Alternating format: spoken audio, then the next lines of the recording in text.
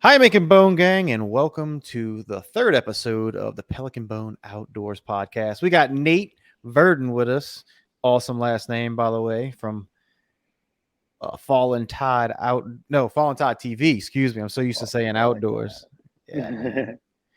So, awesome last name. Is that Are you home Indian by Yeah. chance? Yep. Hmm. Yeah, figured Yeah. that much with the last names. So Nate's a big duck hunter. Am I right? Yeah, I'd say. Yeah, that's my favorite thing to do. That's what your channel is pretty much about. I mean, your logo's got the duck on it, so I figured. Yeah. Yeah. I'd say that we're majority a waterfowl channel. We do a lot of things in the off season, but if you're coming to Falling Tide to get value as a subscriber, waterfowl is what you need to be interested in. That's where it's at, huh? Right, right, right. So how long you been duck hunting? Oh man. You know, I remember being a kid, 5, 6 years old, probably. Tagging along with my dad. A little off and on, in my younger years, and then I got into it really, really big. I'd say in high school, middle school, high school, somewhere in there.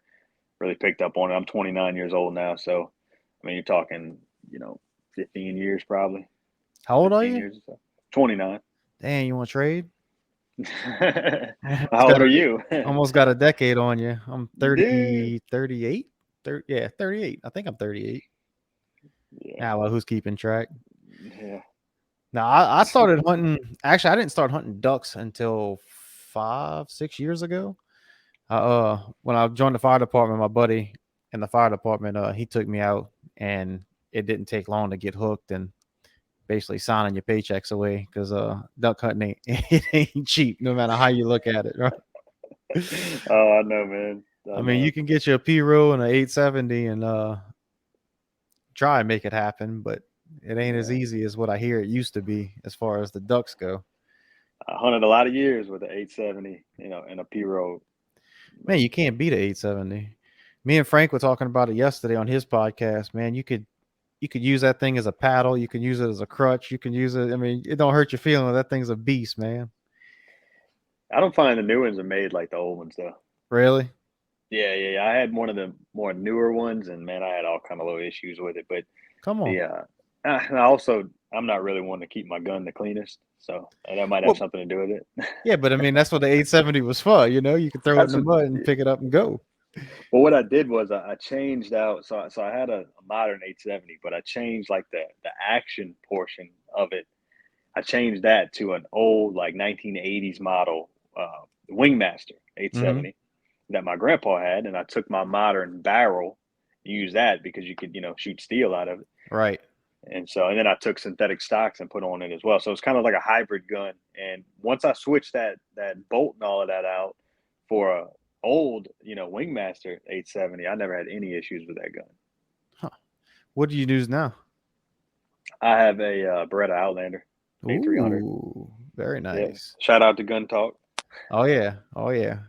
I'm rocking the Franke Infinity 3.5. You shoot three and a half, so threes. Threes. Well, actually, I'm shooting boss shells this year, so it'll be 2 3/4. Okay. Really? 2 3/4. Yeah, 2 3/4. Number four shot is what I got. They say that's a. I mean, they say people shoot geese with those things, so we'll see. I'm hoping it just kills the late season gadwall because Right? that's what I got him for. Is it a different powder ratio or something? What's the difference with those shells? And they're supposedly made of bismuth instead of steel. Oh yeah, the denser So metal. Yeah. yeah, and the brass on them just looks a lot bigger too. I think it's just a heavier round all the way around. They kind of, from what I hear, I'm not an expert on it at all, but from what I hear, it's kind of the equivalent of lead, like the old lead shot days. Yeah, back in the day, that's a deadly metal, man. Lead's built to kill. Yeah, I Yeah, find that steel just doesn't quite do it because like I've squirrel hunted with steel shot because that's all I had, and I swear it just bounces off them suckers. no, no, I don't. Me and steel don't have a very good relationship. So what's your favorite species to target when it comes to ducks? Gadwall. Yeah, Yeah, Yeah, those I think greasy gray ducks. that's an underrated duck, in my Oh opinion. yeah, Like you ever see everybody chasing the green heads, but man, I like a good gadwall. yeah. Bull grays, and that's like when I go hunting with my buddy up at his lease in Hopedale. That's just about all you get. You'll get some teal in there. He did shoot a pintail last season, which is, I mean, that's super rare over there. Yeah. Uh, have you ever hunted like Lake Long area, Berg, Uh, Louisiana? I'm trying to think. No, I don't think I've ever actually went in there hunting. I think I went in there fishing once or twice, but that was about it. Yeah, I've never fished there. We gone a few times over there in one of them lakes. Them suckers build some blinds out there, man. Oh yeah, that's where you go fish around, man. Go fish around them blinds.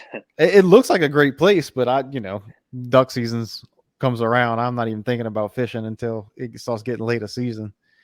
But Yeah. man, they got some nice blinds. They got them. You pull that boat in, it's like pulling it into a garage, and then they got a deck set up. I couldn't imagine Mm. that. That's Yeah, that's awesome. luxury hunting. That's something that's outside of my budget, man. Yeah, I know that's right. I'm public land, and just I got that uh beaver tail blind that I just put on my boat last year, dude. That thing is awesome. You can just You pull like up it? just about. Oh man, absolutely. You pull up anywhere, get in front of some cut grass or the marsh grass or whatever, and that thing just flips right over the boat. You got four little Hmm. portholes that you can open or close at the top, depending on how many people you got hunting with you. It's nice and closed in. I crank up my buddy heater when it's cold outside. Woo-hoo. Life of Lord, luxury. yeah, Lord. We'll bring that Hunt right little. out the boat. You hunt lazy. Oh, oh yeah, absolutely. I'll do when I can. Now, don't get me wrong. If there's ducks somewhere that I can't get to other than a pirogue or my kayak, I'm doing it. I'm down. I'm ready. Right. But I mean, where I go, I'm not paddling my kayak. However many miles that is to get there, five or Yeah, no six doubt. miles. I'm not. I'm not mad at the ducks that bad. Yeah. Yeah, I mean, mostly the way we hunt is outboard and pirogue. We get close to where we're trying to get to and jump out with the pirogues and paddle in the Right. rest of the way. You know. I'd have to. I'd have to get a pirogue and play around with it a little bit before I decide to get in there when it's cold. Because I had my partner's pier over here right after the storm, and my backyard was flooded. So to get to my neighbor's shed in the back to go check on his shed, they had some chickens that they put in there to try and weather the storm. Man, I flipped that pier 3 times trying to get in it. So I'm used to my big Hobie kayak. That thing's more stable than my flatboat is. I hadn't been in a pier since I was little, so Yeah. I'd have to try that all over again, man. But it I looks think like I've a kind of. blast. I mean, I've mostly hunted like that. I mean, I did have a surface drive for a few years and hunted out of it a little bit. But I mean, even whenever I was whenever I was hunting salt marsh, we used to have a lease down south of Homa. And even when I had the surface drive over there, I'd still load up my kayak in there and jump out. And I just like it because it's low profile, it's easy to hide, and a lot of times I'm not even building much of a blind. That's why I like it. I like to be able to be mobile. If I got to pack up and move over 300 yards, I can do it, Right. in 10 minutes. I don't have to take an entire boatload of brush over there. I need to find me a good spot like that because I got my Hobie now. That Hobie's not something you can just throw in the flatboat and go launch. I mean, that thing's over 100 pounds empty. But Yeah. I have a blind that's built for the kayak. Like it literally just stick it over there. It's camouflage canvas, got bungees on the front and back where it'll zip tie, like suction down to it.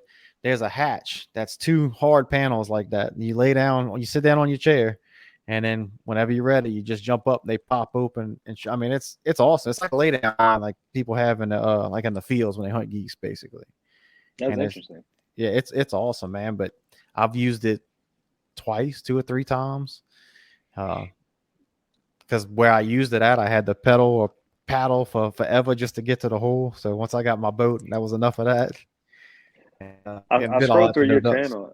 I scrolled through your channel earlier today. I was looking. I see a lot of fishing content. Is that mostly what you do, or is it? I do a lot of fishing content until hunting season. That's what I Um, was wondering. yeah, Yeah. and I'm gonna do more. So I'm on the influencer team with Monster Bass now. So I'm gonna stick with a lot of fishing, but my love for hunting won't. It can't. You can't stop that. So it's gonna be a lot. A lot of hunting. I do a lot Yeah. of a lot of nutria hunting, like we were talking about earlier. That seems to do really well on YouTube. People eat that up. And but man, duck hunting. When it comes to hunting, duck hunting's where it's at for me. That's what gets my blood pumping. Number So, one. yep, absolutely. Yeah, I'll take a duck hunt over anything. Yeah, same here, man. Like I grew up really in more of a deer hunting environment. When I was coming up through I'd say from 10 years old up until, I moved out of the house. I mean, my dad was deer hunting. My grandpa was a big deer hunter. Uh, so I mean, I had a lot of access to places to go deer hunting, but duck hunting was something that I just always stayed interested in on the side. Me and my friends would go. And look, my dad was a big duck hunter whenever I was a kid, but as he got a little older, he kind of started to get out of it and started getting more into deer hunting. And I was always like, let's go duck hunting, let's go duck hunting, and I had to just kind of get out on my own, find some older friends that had trucks and boats and stuff and start Right. tagging along with them because, at the time I didn't really have anything, just a shotgun. Yeah, before I met my buddy that took me, man, I didn't know where to start. I always wanted the duck hunt, but I didn't know where to start. And to be honest with you, until I started my YouTube channel, I didn't realize what YouTube was that I could have been learning this whole time watching YouTube. But the first time I ever shot in ducks was my grandpa's got a camp up in Mississippi. It's not a hunting camp, it's just the family camp. They grow gardens and raise cows and all kind of stuff like that. And he had a pond there next to a big old oak tree. And some wood ducks started flying in the pond. And we'd go out there, me, my uncle, my dad. We'd sit along the bank, not in camo, just whatever. Sit there. Because them wood ducks, I mean, they landed in the pond before light. You couldn't even see anything. They couldn't see anything. I don't even know how they find their way to the pond. But we wait till the shooting light comes up. We all take our shots. Whatever one we kill, we grab them. That was it. That was the hunt. That was it. We didn't wait Yeah, around. No decoys, no nothing. That was my extent of duck hunting. And I mean, yeah, I love that. So once I got into the actual duck hunting, man, I eat it up. yeah. We had a spot that was like that where I grew up. You go back in the woods, and there's just like this little pond in the middle of the oak trees, and we go back there, me and a few friends, and just set up on them and wait for them in the evenings on the roofs. We had to do it about twice a year. You can't really do that every weekend because you'll burn them out. But that was whenever my dad wouldn't take me duck hunting, I had to go find duck hunting somewhere. Right. And that was the kind of places that we'd have to go. So I want to try. Have you ever been to Pearl River? The Pearl River management.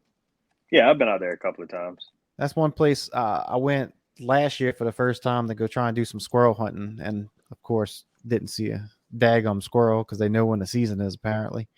But we seen a bunch of holes that. Well, we seen a bunch of wood ducks, and that was well after the duck season was over with. Um, I don't know if those are local birds that just hang around or what, but I hear that place Yeah, gets crazy though. So I'm a little skeptical about going to try that place out. it gets crazy with people if that's what you're talking Yeah. about. Oh yeah, that's what I mean. Uh, Yeah. man, I tell you what, they got a they had a pond that I went walk past one time to go to a wood duck hole that I was going hunting in the morning, and it's a small pond. I mean, it's not very big, and there was guys on all four sides of this pond hunting, and I was like, how Just is this? What? And the pond isn't but 30, 40 yards across. So I'm looking at one guy on a bucket right here, one guy on a bucket straight across from him. And I guess they're hunting them like you'd hunt doves, just yeah. passing over. I guess that's how they're hunting them. I But hope so. I hope so too. I said, golly, I'd hate to be there if a duck landed on the water Right? because I Jeez. mean, No. I said I cannot believe this. This is not duck hunting like I know it. And I went walk through the woods. We found a spot out in the middle of nowhere, and killed a couple of ducks, but it wasn't anything to write home about. But I heard a lot of shots coming from up that way where those guys were. So I don't know if they were just shooting at everything that flew Uh over, whether it was high, low, whatever, or they were shooting each other. I don't know. Ain't no But duck worth that. no, man, I walked right past that. I said, I don't want nothing to do with that area. That's something I want to get into too, is that dove hunting. I went last year. My brother, his people had a big dove field, and I went out there, and that was awesome. And we lined the field all the way around like that. But we far enough away that way when you're shooting, you might get some BBs rain down when you're shooting, up in the air. But that was pretty cool. There was about 3 or 4 dogs out there, so they were going to get the birds. Man, that was a lot of fun. But Only Yeah, place I know. I mean, they got some public land on the North Shore, but again, that's public land in a big field. I don't know. I don't know this guy from anybody else. I don't know their safety, and they even took a safety or hunter's education class or what. But I ain't right. trying to get shot in the face for a dove. No, I don't trust public land dove hunts too much. The only couple of times I've been is on, buddy's farm in Mississippi, line up some guys along a ditch line or something and just wait for them to fly over, Right. you know. Most of the time when I shoot dove, it's when I'm squirrel hunting in dove season. I see one flying, I'll knock them down just to make a Yep. wilderness stew. Just whatever you get, bring home. That's right. That's right. Nothing wrong with that, brother. Speaking of that, you do you shoot pool do? Yeah, absolutely. All right. I've seen people that won't shoot them, but that's gumbo birds to me, man. Yeah, It's all about I the don't. grub, They come. I mean, look. If I got one swimming through the decoys, I might not shoot it just because it ain't hurt nothing. It's just swimming through the decoys, right? but if we get a little pile of them, we always cut loose on them every time. I love it. I love them. Yep. I love them. Like you said, they go really good in the gumbo. Them galliner too. Them Oh, that's delicious, man. dude, Woo, that meat's so clean. It's delicious. amazing how much they look alike, but when you clean them, that meat looks totally different. You know what duck looks? The meat looks just like a Gallinose. Is a black belly whistling duck. Man, I want to shoot them suckers so bad, but hunting season comes around, they disappear over here. Dude, me and my brother shot a limit of them in January one time. Really? Yes, in January. Wow. Were you They close just to the river? no, they were just hanging around in an area. It got hot. It was hot for a few days. It Oh, was one of okay. those foggy mornings. It was like Yep. it was shooting light, but it was still really dark. And I guess because it was overcast and man, we had 2 or 3 flocks come right over the top of us. And Man, they kill me because I'm here in Lafitte, and dude, for the last several months, I could shoot a limit every day just what flies over my house, and it drives me insane because I know as soon as big duck comes, they're gonna disappear on me. Unless you go to the grain elevators on, uh, you go to the grain elevator on the river, on River Road, man, and they did about thousands. I think they all just camp out right there. Whichever ones don't go south to Mexico, they stop right there, get them full bellies. Them suckers yeah, are ridiculous. You go throw a I mean, cast net. can you not shoot them flying over right there? I mean, how I, far is the banks on the river? I mean, 800 feet. from at the grain elevators? I mean, like, I don't know. I was just thinking about that. Like, can you get 800 feet away from something and shoot them flying over? I don't know. I don't know either. I'm just thinking about it. I guess the ships and barges and everything would be considered. So Yeah. you probably can't hunt them there. But I was just thinking No, I about it. can't imagine. The people on the grain elevator would probably be pretty ticked off. No, they I might be can't. happy. Yeah, well, you're not wrong. I'm sure it's a mess. I'm sure they make a mess. No, I'm sure yeah, they make a mess. I'm sure they're probably nasty birds. So you've been hunting ducks for that long. You have to obviously see a difference between the numbers. Oh yeah, definitely. Yeah. I mean, we still get ducks in Louisiana now, but they're just acting different. And yeah, the migration has changed. Yeah, we get a lot less birds. So when I started, like I said, 5 years ago, it had already started to suck. So everybody's like, "Yeah, we used to shoot this. We used to shoot this." I'm like, "Of course." When I start, that's when they stop. But you think it's just a natural migration change, or you think it's like any I don't know, idea? man. I don't know, man. Like I said, man, I'm not an expert on those sort of things, but No, I hear a lot. we just two coon asses talking, man. Yeah, no, I I ain't gonna mean, hold you look, to it. I'll say this. Over the years, I've seen a few things. I have seen some habitat loss. Especially with hurricanes and stuff, man. Like it seems like we just can't get those 5 or 6 years of just building feed in an area. It just seems like something's got to mess it up. Whether Yep. that's those water hyacinths moving in, killing the subaquatic vegetation. Whether it's a hurricane, it seems like we're always balancing everything that's going to mess up the habitat. It obviously doesn't quite get as cold as it used to. Right. That's also a factor, and I think also you got to look at the agricultural practices up the flyway. I think all of these things, and of course you had some drought years and stuff up in the pothole region that are affecting the hatcheries and stuff, and I think all of that in combination is probably what we're seeing. Yeah, I think it's So I think it's definitely a multiple things. I don't think you can point your finger at just one thing and say that yeah, that's it. But you're right about the habitat thing. I mean, anytime vegetation gets to growing, something comes and messes it up. I mean, we had the oil spill, yeah, all the way from the oil spill to all these hurricanes. I mean, the last few years we've just been getting destroyed by I these know. hurricanes. Cross And our then fingers though. This year has been nice. yeah, so far so good. I can certainly use the break. Hopefully, I can get Yeah, an insurance company to come write homeowners insurance down here because I can tell you the Louisiana citizens that state insurance ain't no joke. right. But um, you hunt anything else besides the ducks, Um, or is that you ain't got time for I'm that? no, I'm during duck season. No, I usually don't hunt anything other than ducks.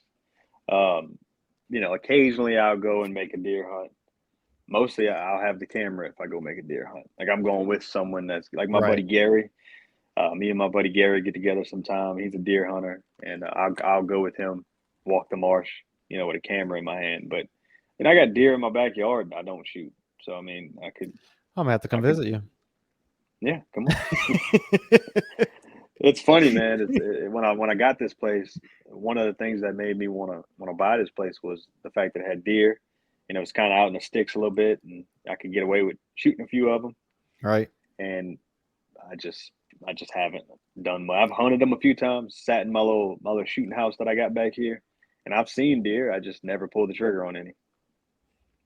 That's like my uncle. He's up there on the North Shore. He's got. Actually, I don't think his wife will let him shoot him, but he's got some. He's got a good bit of deer there. He wants me to come trap his raccoon that keeps coming and stealing all the corn out the feeder for him. Dude, I got a neighbor over here. Well, she actually moved away, but the neighbor that I had before over here, she's a vegan. Oh Lord.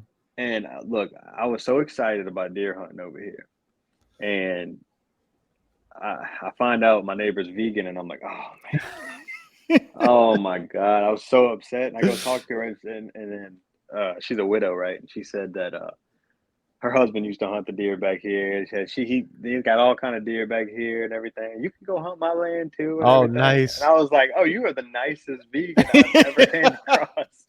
I was like, are you serious? And she said, yeah, go ahead. So she's not anti-hunt. She's just No, don't want to eat the meat. That's all. that's it. She just like, I just want to eat Well, vegetables. I said, okay, well, good for you. I wish all vegans were like that. We'd have That's a what I much said. easier time. I mean, That's we what got I to be said. careful what you put on. Well, you got to be careful what you put on YouTube because they'll demonetize you. But you also got to kind of be careful because you don't want to give anybody more ammunition to ban all the things that we do. Because I mean, Yeah. there's a lot of people gunning for that. They don't want to see none of it.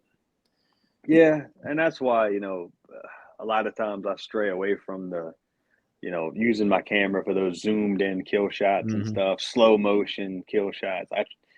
Look, everybody likes to see that cinematic footage and everything, but I just don't want to be removed from YouTube for it. So Right I'd rather do the GoPro thing, where it's just not as violent looking. in your face. You Yeah. know, yeah. And then also I try to keep the channel a bit educational if I can. Kind of bring along each episode with a story, not just a highlight reel of me killing stuff. Like I like to have that story to go along with the video. Right.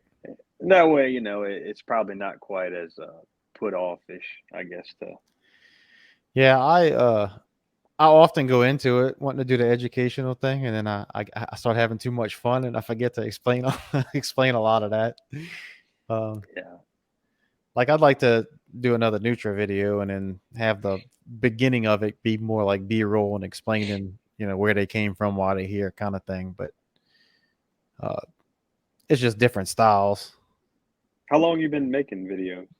Uh, November.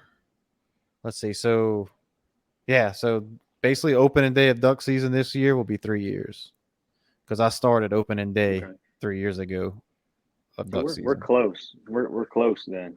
because I started mine in July of 2020. Okay. So that would be, I'm terrible at math, but yeah, it's around the same time, I think. Yeah, I don't do math either. So I guess if I started in July, you started in November, sounds like Yeah. that same year. So it was 2020, right? Yeah, that'll work. Or was it 19? It might have been 19. It might have been 2019. I don't know. I can't count. I don't know. You It know, I does. don't know It's either. all good. Well, either Yeah, way, you're doing what you got, like 6,000, 6,000 yeah. subscribers. I don't honestly don't keep up with it like every day. I don't. I know it's somewhere around 6,000 though. Frank said I started before 2020, so it must have been 19. What's up, Frank? who's No, who's Frank? Frank's my neighbor. He's got Oh, okay. B-side outdoors, Oh, I got you. I got and you. his Yeah, but see got my uncle telling me to take my shoes off so I can count. no, but yeah, man, it's been a journey. YouTube has been a journey, and it's such a learning curve. Did you do any filming before you started your channel? Any experience No, with it? no, so I've always been kind of in the arts, drawing, painting, that kind of thing, and uh, I guess that creative mindset. I knew it didn't take me long to figure, to get halfway decent at it. Of course, your first videos are terrible. Um, I don't care who you are. They were tough. I go back and look, like I thought they were great. The other day I went back and looked at my first video in my intro, and I'm like, why would anybody even watch this? But no, so I didn't have Yeah, any real video experience, but it didn't take me long to figure it out.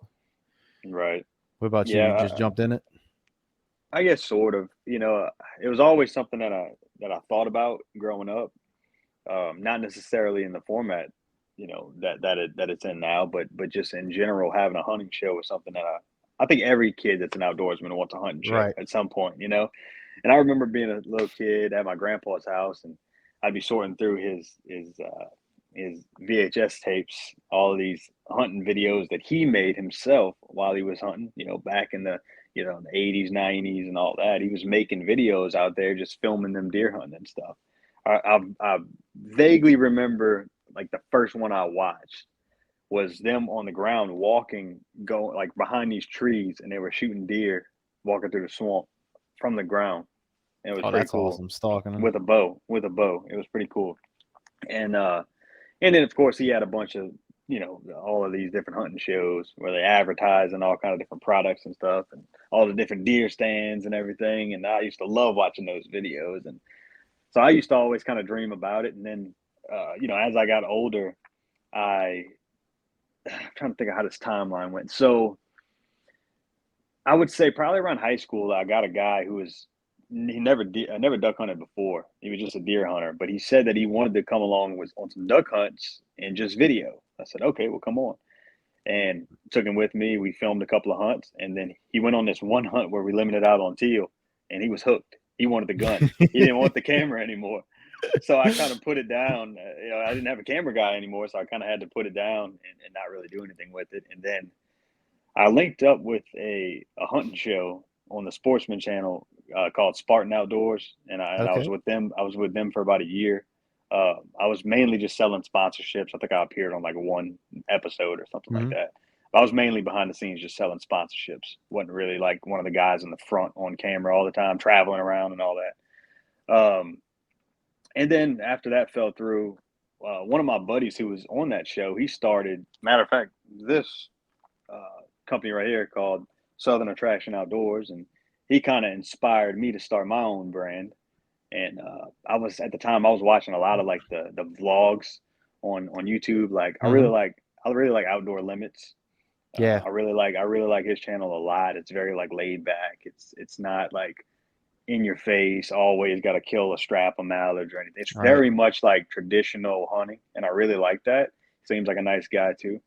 I used to watch his channel a lot, and other ones too. I watched a lot of other channels out there, like Hoke Outdoors. I really like his channel, um, and it just hit me. I was like, I can do that.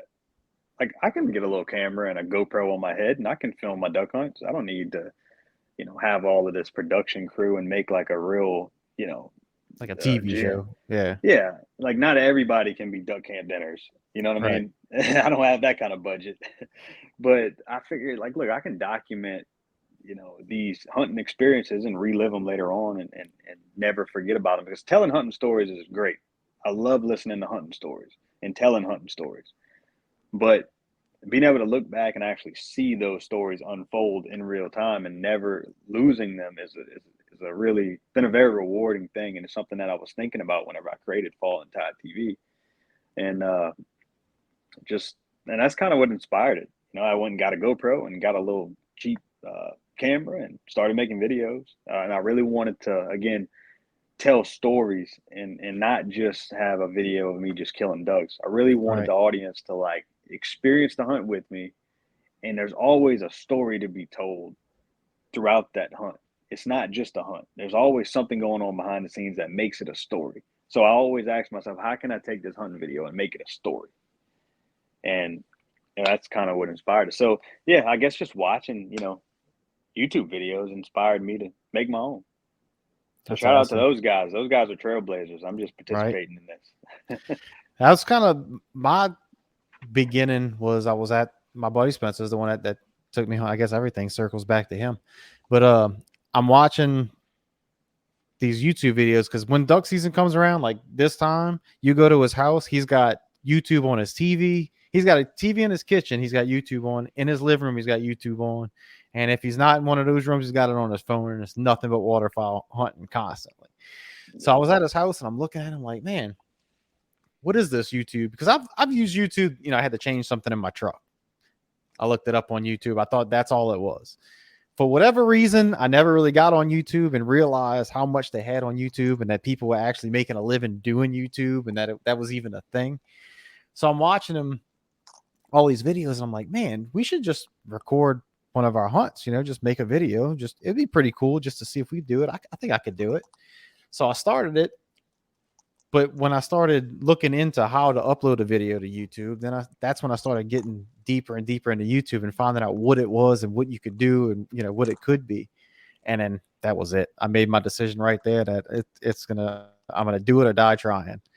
I'm Right. committed. I love like documenting my fishing trips, my hunting trips, because that's memories. That's memories that that you'll always have. Once it's on the internet, you can't get rid of them if you wanted to. But Right. like you'll be able to show your kids, when they grow up. Because Yep. like I would love to have videos like I'm making of my dad and my uncles and my family, my grandpas back when they were doing what I mean. They probably get in trouble for a lot of the stuff they did. I'm sure before they had cameras and game wardens and all, uh, but again, when you sit around a campfire or visiting during the holidays and they tell those stories, I mean, I can picture them in my head, but I love hearing the stories. But I mean, how cool would it have been to be able to see, what that looked Yeah, like? and I think some of it though I think is like some of it those hunting stories really are an art, and I think having the video might take away from the art, the mystery of it a little bit too. Mm-hmm. So, maybe us not having the videos of our dads and grandpas and stuff might take away from what we imagine in our head too. So you got to Yeah, think, just appreciate what we have. You know, we have the stories and not the videos, but appreciate the stories because the stories might be better than than it actually went down because they're exaggerating it, right? oh, absolutely, yes. We'd be disappointed if we saw the video. Yeah, we'd be like, you said it was 100 ducks y'all stuffed in them oyster sacks. That wasn't but 16 ducks, and it wasn't but dough grease. Yeah, they all pulled it. Yeah, story changed quick. And then down Yeah, here, storytelling really is an art. I mean, I don't think anybody tells stories as good as down south, man. It's just like nah, it's a heritage thing. yeah, it is 100%. I don't know where that comes from, but it's definitely an art, and it's definitely something that is tradition down here. I mean, you can't go to a camp with a bunch of guys, a bunch of outdoorsmen, and there Right. not be a circle of guys sitting around a fire, drinking some beers, and just exchanging hunting stories. Yep. Oh yeah. I love that setting. That's one of my favorite settings to be in. Oh, me too. I believe me, I want to camp so bad I can taste it. Now this room right here, it feels like a camp. I love that. So I like having my buddies over here will smoke cigars and hang out and talk, and it Yeah, feels like a camp. But I still want one that's either out in the woods or on the water where you got to take a boat to get to. yeah. I had the privilege of staying at one last weekend. I seen Well, that. the weekend before last, I should say. But I seen that on the yeah, video, man. That was awesome. yeah, it's my good buddy Nathan. His name's Nathan too, and yeah, he's got it going on over there. Great place. They look like they still working on it, huh? They are, yeah. They're still working on some stuff, still trying to get it 100%. But I mean, it's livable now. They got three AC units going in that thing. That's like a meat cooler in there, man. That's what I'm talking about. I like that when it's time to go to sleep. Especially during teal season. Yeah, especially when it's 100 degrees outside. Right. Y'all bring thermocells during teal season? No, we use fogger. A fogger. Yeah, we take these cans of fogger and we just fog the Was that in marsh the all video? around over. Yeah. Dang, I have to look into that because me and Frank when we went last week to go teal hunting, and like I was telling you, my blind it closes up. I mean, it closes like a tent. You're pretty much sealed up in there, and during teal season you leave the hatches closed because of the mosquitoes. During big duck you leave it closed because it's warmer in there. But we had 3 thermocells going with this thing closed up. And when it was shooting light was getting close, we popped the hatches like that. Dude, it looked like buzzards circling the top of this duck blind. Like the Yeah. mosquitoes knew we were in there and they were just waiting. And I'm Oh yeah. talking not the little bitty ones either. I'm talking about the Louisiana state bird mosquitoes. I mean, these suckers were giant. And they circling around, but that thermocell, we had that blind so filled up with the thermocell, they would stay about this high off of it. And we were safe. But Thermocells are really nice if you don't have a lot of wind. yeah, oh yeah. Yeah, if you got wind, it kills it. It don't do anything. And that's the main reason we use the fogger is just because like it kills everything that's hanging onto that grass, Right. and it really does take care. It takes about 5 minutes and then there's no mosquitoes. Dang, I'm gonna have to look into that. Yeah. How Yeah, we much is take a that a few. can? Oh, I don't know. I have no idea. I don't ever get it. My buddy Taylor, he's the gear guy, so he always comes with it. Are you one of those guys that bring everything under the sun with you, or you can go Nah, like a dude, minimalist? I am so underprepared for Okay. everything. Without my buddy Taylor's the one who always seems to have everything, that I'm lacking. So we make a good team. I'm one of those guys that I'd rather have it and not need it than need it and not have it. I mean, I got a bag that weighs 70 pounds. He feels like sometimes I got 2 pairs of gloves, 2 pairs of everything. I got extra thermocells. I go out there with like 4 boxes of shells, knowing that I ain't even gonna see enough ducks to shoot one. No, I'm the And guy that's driving in 30-degree weather and like sleeting, and I'm driving the boat with a bare hand, no, freezing. My hand is about to fall off, and I'm just like, all I can think about is the ducks. That's it. I'm no, that guy. no, I'm just I'm only thinking about my hand if I'm out there without a glove on. Yeah, I'm just again, it goes back to my whole philosophy is mobility when I'm hunting, Yeah, and if I got a lot of stuff with me, I just feel less mobile. I want to have like the minimals, like the minimalistic stuff that's not gonna that I'm gonna be able to hunt whatever style I need to hunt that day. right. So it has to be versatile, whatever it is, but also not so much where it's too much of a pain in the butt to pack up and move somewhere. Yeah, I'm You gonna know, have to go try hunting with your style, because I mean, we don't have any hard bottom over here. It's all, I mean, you try and step in the water, you're sinking up to your chin in mud. So there's no yeah, jumping out the boat and going to rearrange your decoys. You gotta, right. if you're in a boat without a pirogue, you gotta crank up the motor and go right around and change it up. And Yeah, and that's one of the reasons why I typically I don't like to hunt out of the boat. right. It But makes sense because when I go set up, that's it. I'm sitting there, you're and set up. Yeah, I'm set up until it's time to go. yeah. That's a way to do it. I mean, look, I've said many times, it's like, look, if you're gonna be one thing, be really good at it. Right. You know, and I'm kind of the one that tries to do a little bit of everything. And have access to everywhere. If I go to a big pond that's kind of deep, and the birds want to be in a small pond that's really shallow, I got to make a move. I got to make a move. But if you're that guy that's going to continue to hunt that big pond, that might be some open water where the birds might not necessarily want to be. At least have a lot of decoys. At least have a really good blind. At least be set up for the few ducks that are going to come your way. Yeah. So like the way I hunt, I'm so minimalistic that if I'm hunting over a big pond where the ducks might not want to be because it's too big or something, I probably won't have enough decoys to hunt like that. I'll probably have to pack up and go to that small pond where they're piling into. So just stuff like that. Sometimes it's a benefit and sometimes it's not. But I feel better whenever I can move where I can. I'm just not weighed down. You know what I mean? I don't like feeling weighed down. Yeah, I'm gonna have to go hunting with you. I'd like to try that because like the only way I've ever done it was out the boat.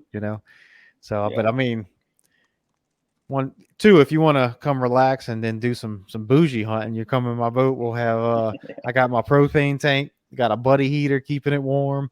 I got my Coleman stove. We can cook breakfast. Dude, it's a lot of fun. I got a couple of buddies that hunt Venice a lot, and they bougie hunt. I mean, they just pull up into the Rosos and hunt. Yeah.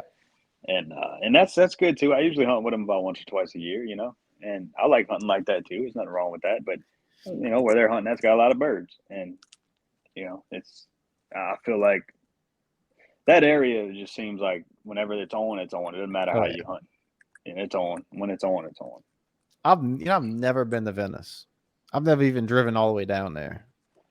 Yeah, I mean, it's even there is not what it used to be as far as the duck numbers. Right. Duck numbers are down there too, but I mean, it might spoil you, so you might not want to go there. Yeah, I always wanted to go there, but crossing that river in my flatboat is not going to happen, especially because I don't know my way around there. Yeah, and if it's foggy, that's just not something I'm willing to chance for a bird. Right. Yeah. No, it's best to not take the chance. I'm not crossing the river in my boat either. I just got a 14-foot flatboat. I have a 14-foot flatboat with a 25 Yamaha on the back. I'm not crossing the river. Yeah, I got a 17-foot pro drive, and my buddy was telling me that he knows people that'll go out there in a foggy morning and shut their motor off to hear if there's a big ship coming before they. I'm like, no, I'm good. Don't need that. You better have some kind of navigation. Yeah. When you're out there. No, that's not for me. Sonar or something. I mean, you got to have something if you're out there. You can't just. Not if you're gonna hunt it all the time. I mean, you can pick your days and go, and then you're gonna be fighting the people anyway. So yeah, you're probably better off just hunting where you hunt. And duck hunting for me, I think the reason I like it so much is, well, one, it's on the water.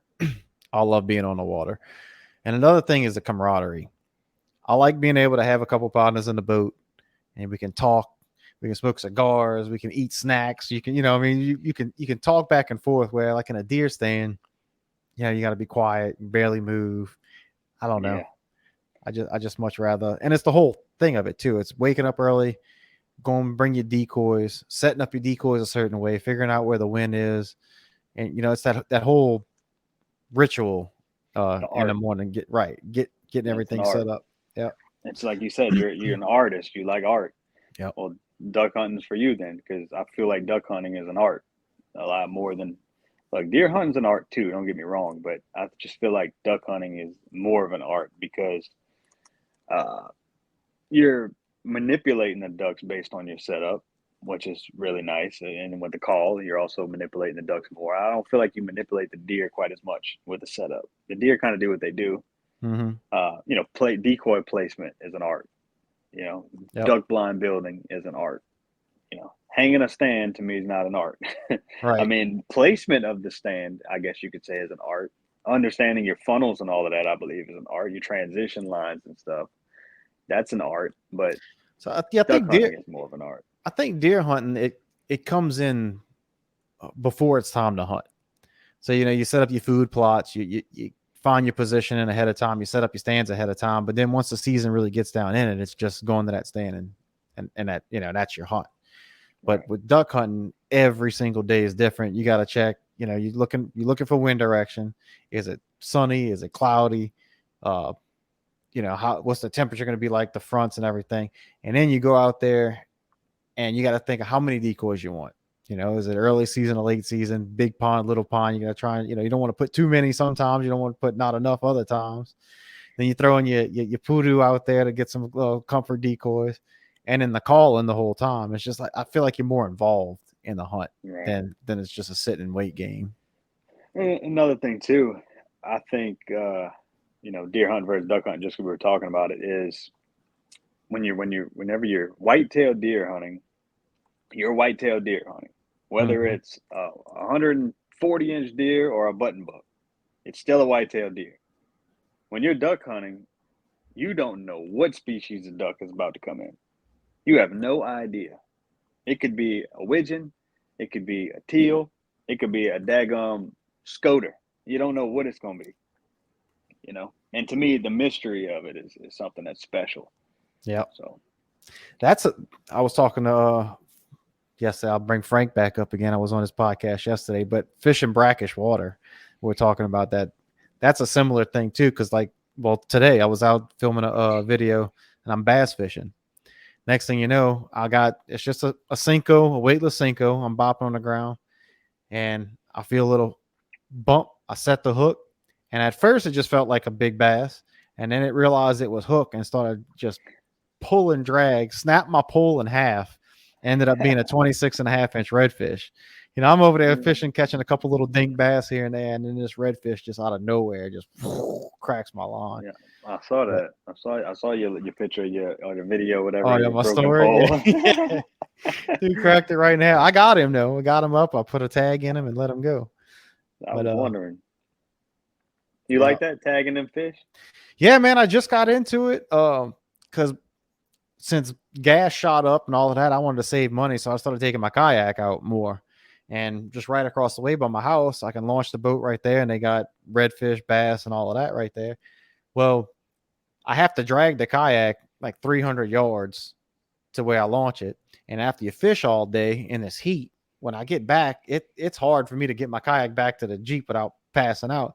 So I went one time and I kept fish in my ice chest. And that weight was enough to me. I'm like, nope, it's gonna be catch and release from now on.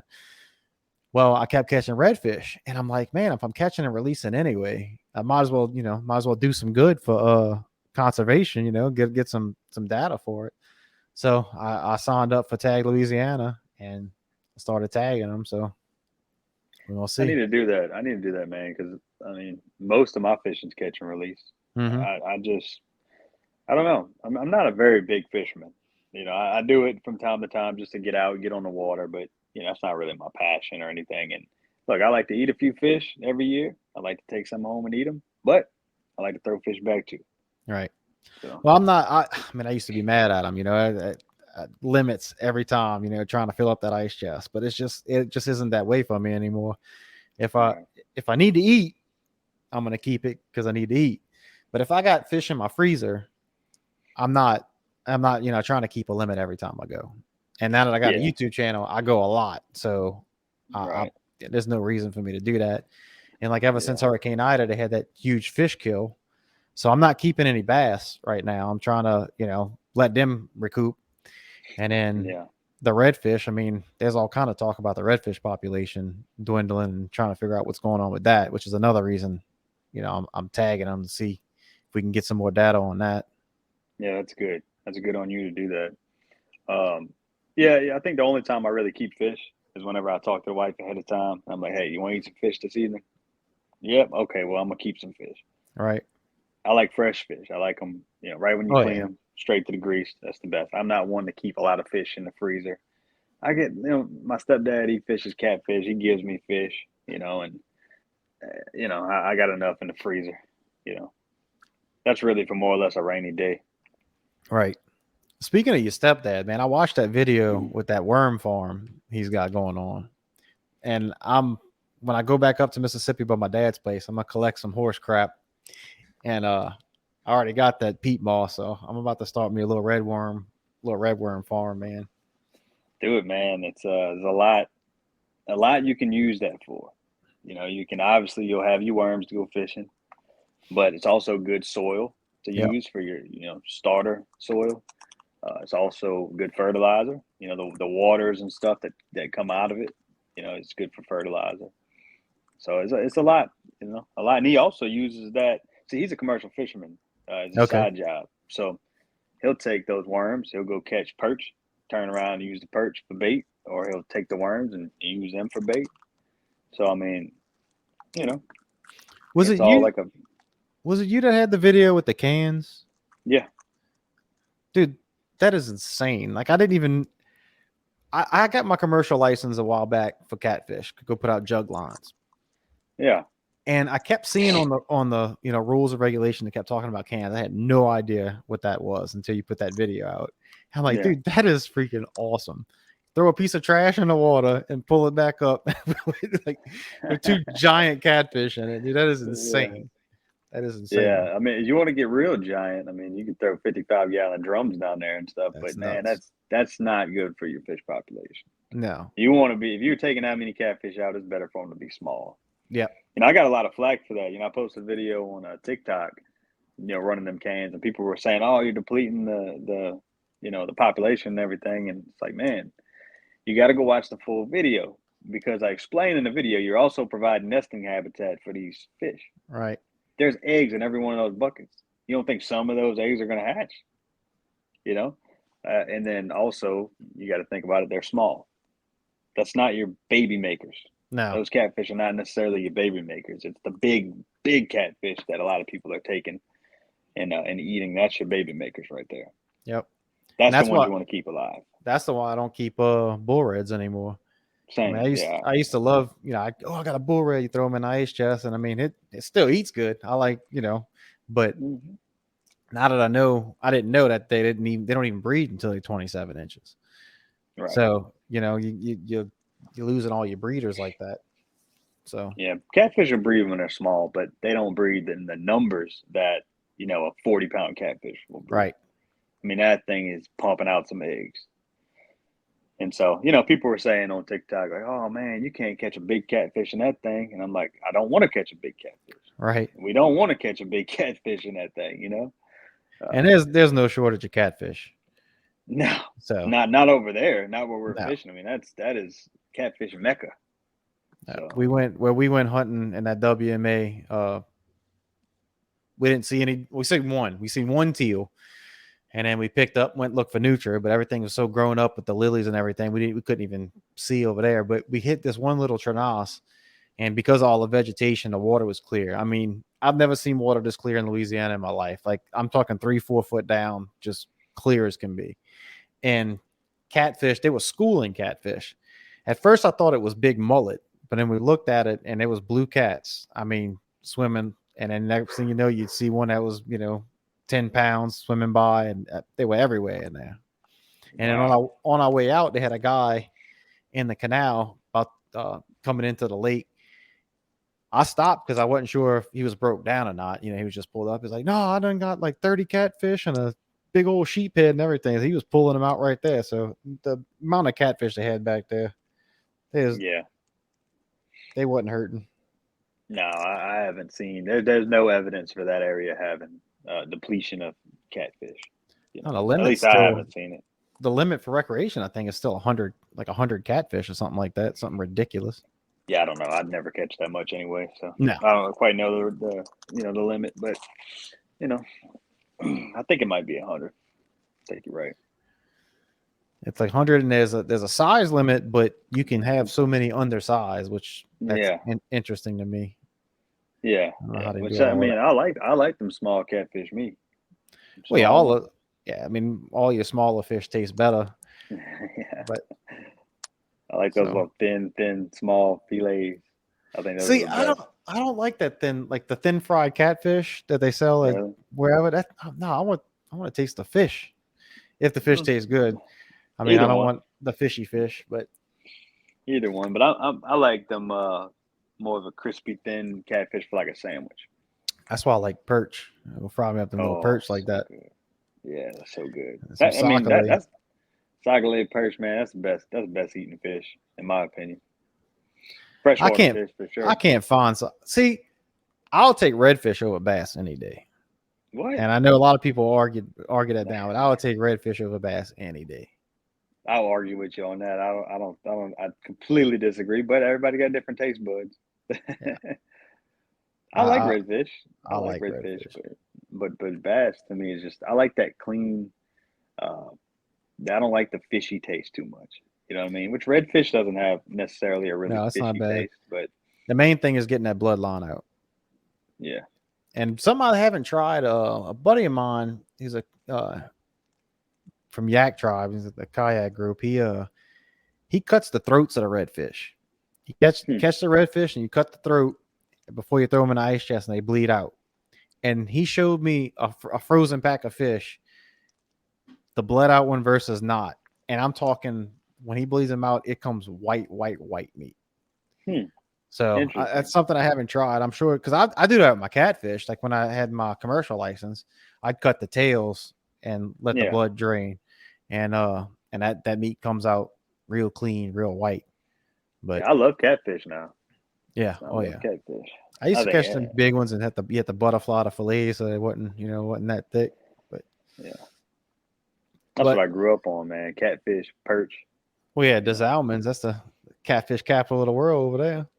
Yeah. Yeah. That's what I grew up on, man. A lot of fish. Ate a lot of fish growing up. My dad went fishing a lot. You know, I'm not as nearly as big of a fisherman as my dad. You know, my dad he went fishing a lot whenever I was growing up. He probably went fishing as much as he went duck hunting. Yeah, I love fishing. I love it. But well, man, we're getting close to the end. Tell everybody where they can find you. We know you're on YouTube and Yeah, YouTube at Fallen Tide TV. My Instagram is also Fallen Tide TV. There might be some underscores in there. I'm not 100% sure, but I don't know it you off the top. search I it, know they'll find it. you search Yeah. Fallen Tide TV, it'll come up. I'm also on TikTok, Fallen Tide TV. You can find me there. I got a podcast on all podcast platforms. It's the Falling Tide Podcast. The easiest way to find that is probably going to my YouTube channel and clicking the link in one of the descriptions. You'll see it says Falling Tide Links, and it'll take you to the podcast that way. I find some people try to search it and they can't find it. I don't know why. Maybe I have to pay for a promotion. I don't know. They I'm gonna have can't to do find it that on that way. mine. I wasn't even thinking about putting it in on the YouTube channel. Put it in that YouTube link, man, in that description. Gotta do it. Got to do it. That's where you can find me at. We put out a video last week, opening weekend of teal season. I think it was a Yeah, y'all pretty gotta jam check up that out. video. That was a Pretty, good video. And y'all yeah, gotta check out that podcast too. Waiting for Daylight was that was a podcast leading into it, wasn't it? That's the same. yeah. So we started that series last year, Falling Tide, Waiting for Daylight podcast, and that's something we're gonna continue to do. Yeah, that's awesome. That's awesome. All right, guys. Well, thank you guys so much for watching. All the people who joined us in the live, and if you're listening to this in podcast form, we do lives on Tuesday or Wednesday, just depending on my work schedule. If you want to join us there, but thanks again for watching. Thanks again for listening. Catch you on the next one.